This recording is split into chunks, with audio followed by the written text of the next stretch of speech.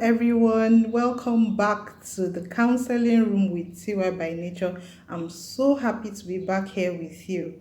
So, in the wake of so much news about physical and mental abuse of children that's been happening around us. Today, we'll be discussing ways in which we can protect our children and our wards from such forms of physical and mental abuse. So, first of all, as parents, as guardians, the very first thing is we have to be aware of what is going on in our environment. I believe that a lot of these things had been happening, from time immemorial, but because a lot of it wasn't reported, and even the ones that were reported were not, were not given the proper attention that they should have been given. It makes the victims, keep quiet and suffer in silence. But with the advent of social media and a lot of awareness about physical and mental abuse, it's no more a thing that you hush up and keep quiet about. But I'm an advocate of prevention, you know, being better than trying to cure after an incident has happened.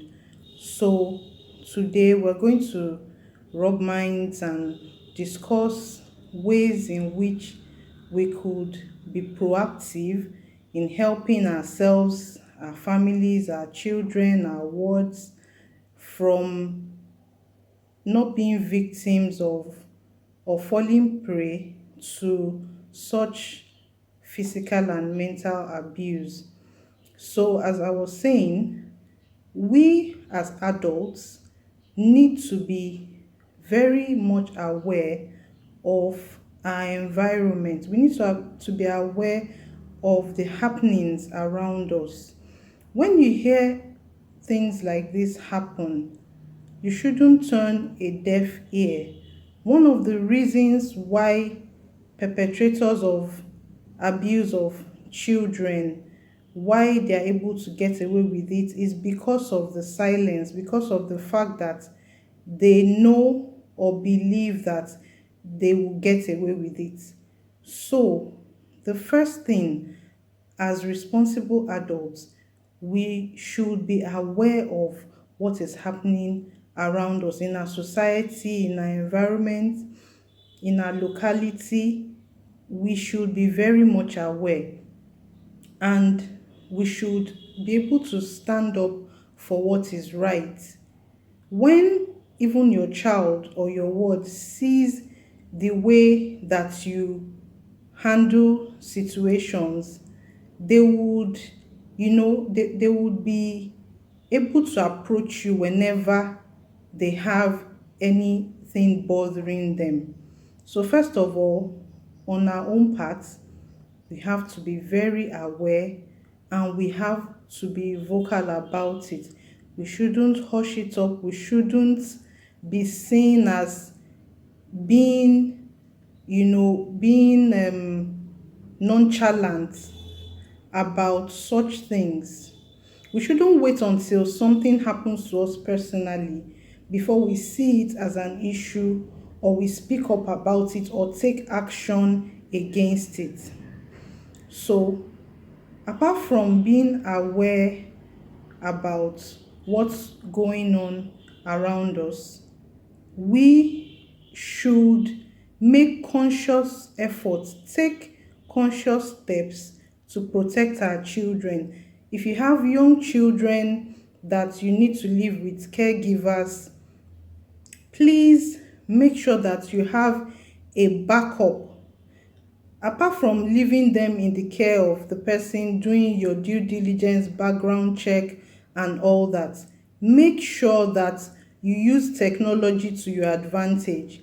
If you can install cameras, if you can have any form of device that would help you to capture pictures, videos, sound, please make use of them.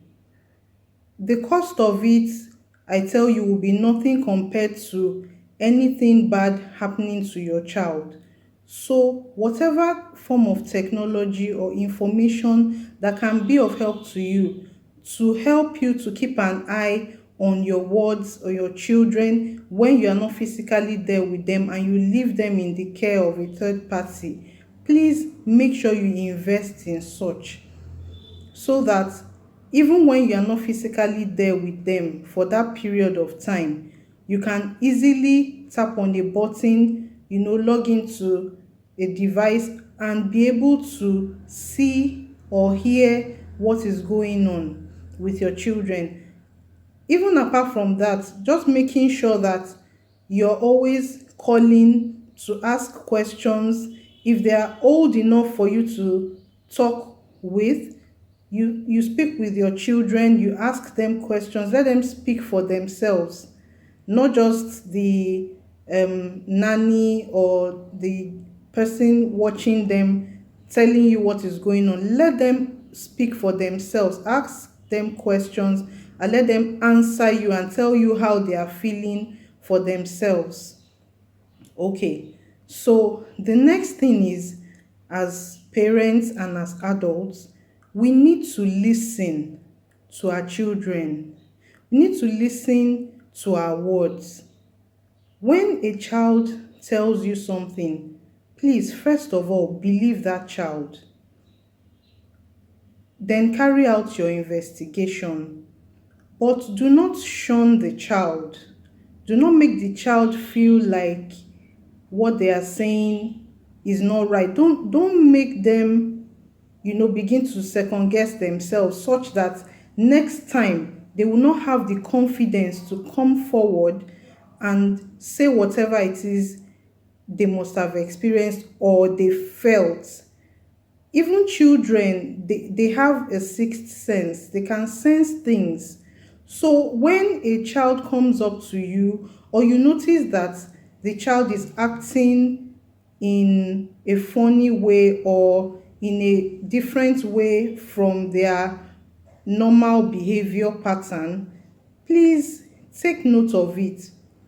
you know and when they talk to you, when they tell you things, or maybe when they ask you some kind of questions, please give them attention. Whatever it is you're doing, leave it at that time and give them your full attention, so that they'll be confident enough to tell you whatever it is that is on their minds, or whatever it is they have experienced, so you can nip whatever is going on in the bud before it gets worse. So please always give attention to these young ones, always listen to them, always be a shoulder that they can lean on. You know, be there for them. It's better that they come to you than for them to go to strangers who do not have anything to lose if anything happens to them. Another thing that we should also do is that, as much as possible, we should try not to leave most of the responsibility of caring for our children in the hands of third parties. Apart from where it is absolutely necessary or it's beyond your control, as much as possible, try to be the one that caters to your children, especially when they are younger. In such ways, you reduce the exposure that they have to being molested, being physically abused, or being mentally or emotionally abused. I know it's not easy, because it's a busy world out there and we need to work to make a living.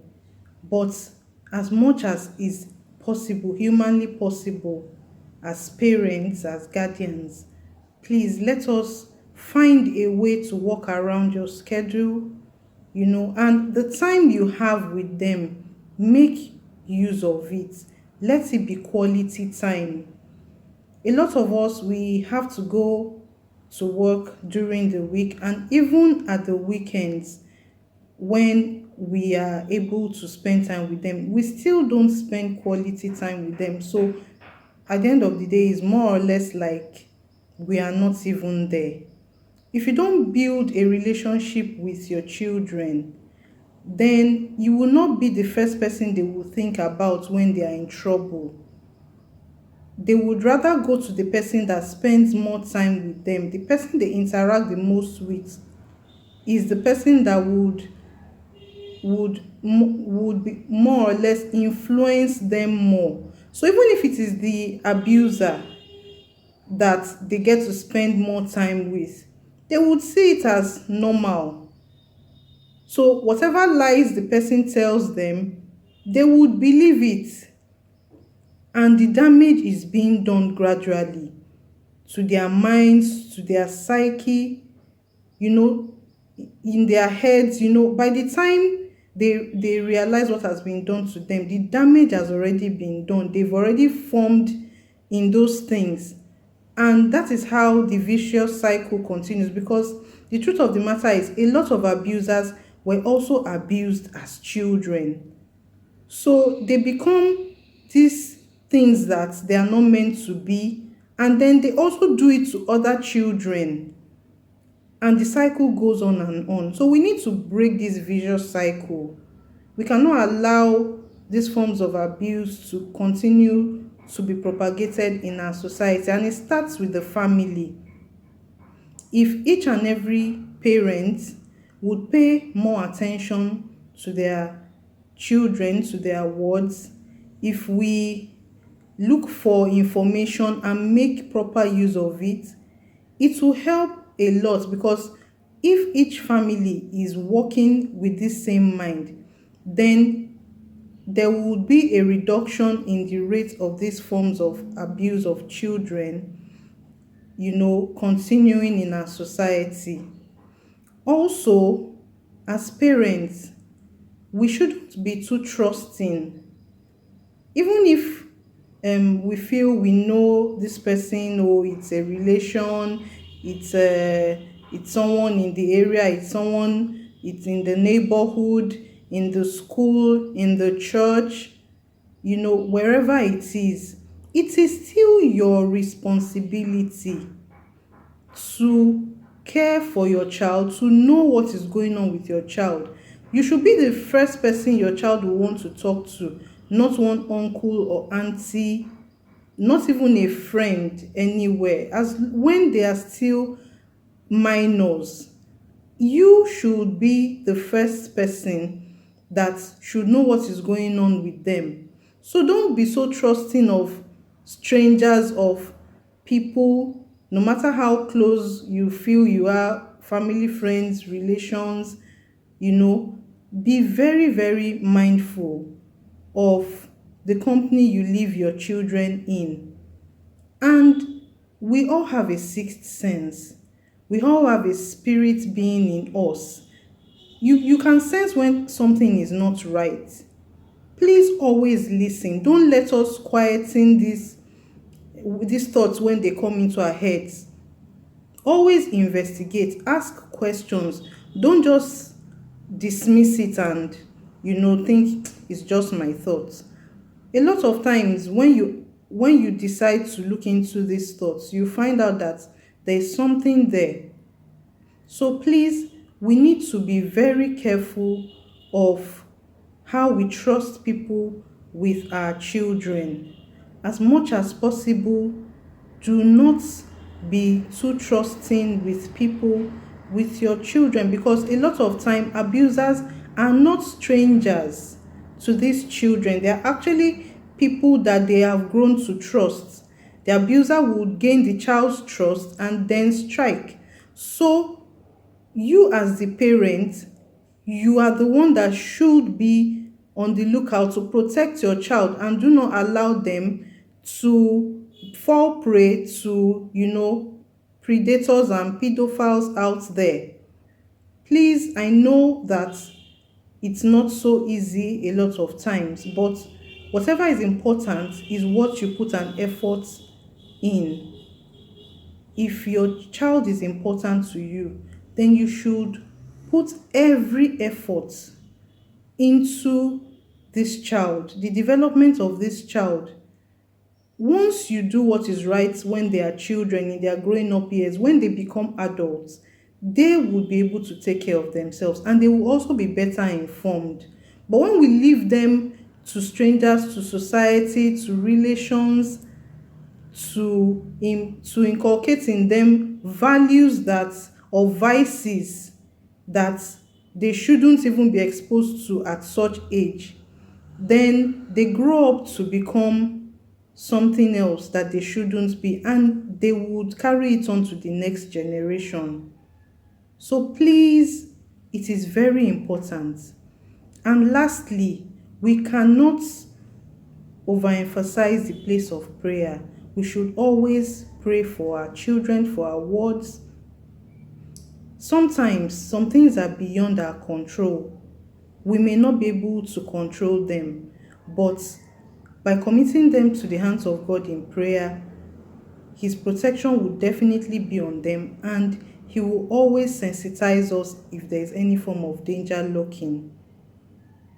Thank you so much for joining me again today. I really appreciate your time, and I hope that everything we have discussed today you have found useful, and I pray that we would all be protected, and our children and our family in every way possible. Please do not forget, if you have any issues you would like to discuss, please send me an email at my email address tybynaturedesigns@gmail.com. Sending you love and God's peace that passes all understanding. Bye for now.